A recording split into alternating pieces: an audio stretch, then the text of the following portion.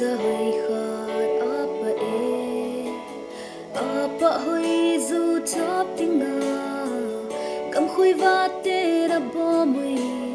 a hin gam khui va khát va ngã mong ding nei lo ve ga la ko lung set na dai lo vin ki ne min ang e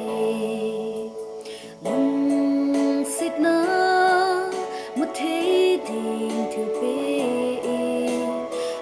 đêm nay lâu hết dòng lệ bê thế xuân cả lung phết này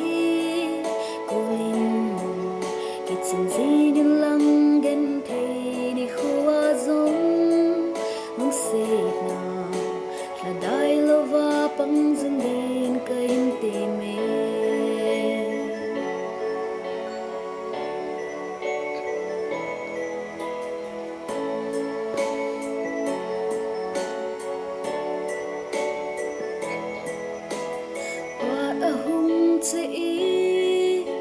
cha hơi chu apple tai apa hơi du chop ding nga che gam khui va te ra da la ta a hin gam khui va kha chu apa hơi pul la chu lung sei se lin a hin ki la in lam a hin zon ta lung sit na thế đình thiếu bê đêm nay lâu hết dòng lệ bê thế xuân cả lung xịt này